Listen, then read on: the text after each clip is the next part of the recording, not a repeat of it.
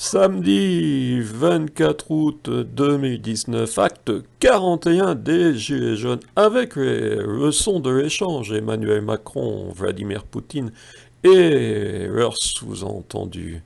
Des chroniqueurs officiels ont considéré cet échange tendu au sujet de la répression en Russie et des Gilets jaunes en France. Des prétendus voix à écouter des Gilets jaunes auront naturellement une lecture différente de mon analyse.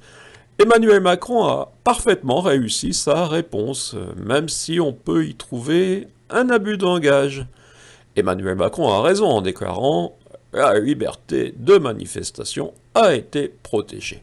Et il se drape facilement en modéré après les propos de Vladimir Poutine en ajoutant « Lorsque certains attentent à l'ordre public, il faut protéger l'ordre public, c'est le corrélat de la liberté de manifester. Mais on doit apporter un bémol quand il assène. Nous avons décidé que la liberté d'expression, d'opinion, de manifestation, de se présenter librement à des élections soit respectée dans nos démocraties. Quand la liberté d'expression, d'opinion se traduit dans nos campagnes en « toute critique sur les élus semble considérée comme une insulte justifiant des sanctions ». Quand le simple fait de rendre publique une réponse de Madame la préfète génère une rancune de l'adjointe visée par la réponse de Madame la préfète, est-ce cela la liberté d'expression, d'opinion ? La suite des propos d'Emmanuel Macron, ce qu'on appelle gilets jaunes, ils ont été librement aux élections européennes et iront aux municipales. Je souhaite qu'ils s'expriment librement aux élections parce que ça réduit la conflictualité. Mais les règles électorales me semblent essayer de restreindre au maximum la capacité des citoyens de se présenter aux municipales. La nécessité dans les communes de seulement plus de 1000 habitants de présenter une liste avec le nombre de sièges à pourvoir est un frein manifeste à la vitalité de la démocratie en milieu rural. Pour rappel, c'est lors de la précédente consultation municipale que le seuil fut abaissé de 3500 habitants à seulement 1000 habitants, ce qui a donné l'impression de vouloir restreindre la capacité de se présenter au municipal au seul parti traditionnel.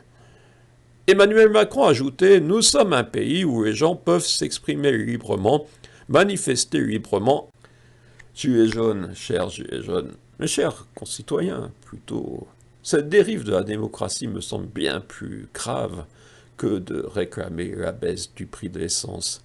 Mais naturellement, les médias traditionnels ont fait de quelques personnes des voix des gilets jaunes. Et on peut se demander si la raison serait que ces voix ont des vues tellement étriquées qu'Emmanuel Macron peut sourire en parlant des gilets jaunes aux européennes, en n'ayant même pas besoin de rappeler le score de ces listes. En accaparant la voix de la contestation, des gilets jaunes ont manifestement dégagé un boulevard pour Emmanuel Macron dans un rôle de garant de nos institutions. On les a crus, devine, qui fut roulé dans la farine. On les a crus, devine, qui profite des rapines. On les a crus, devine, qui fut roulé dans la farine. On les a crus, devine, démocratie qu'on assassine. On les a crus, les experts, ils savaient ce qu'il fallait faire, ils avaient des diplômes.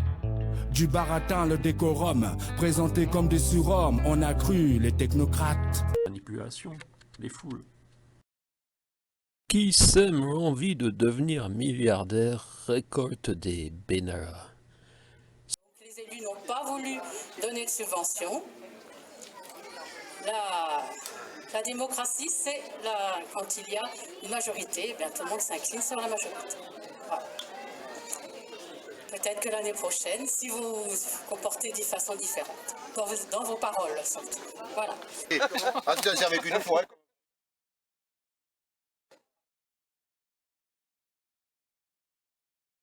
Et la démocratie, c'est pas simplement le vote, c'est la démocratie participative, la démocratie citoyenne, humaine, éditoriale même.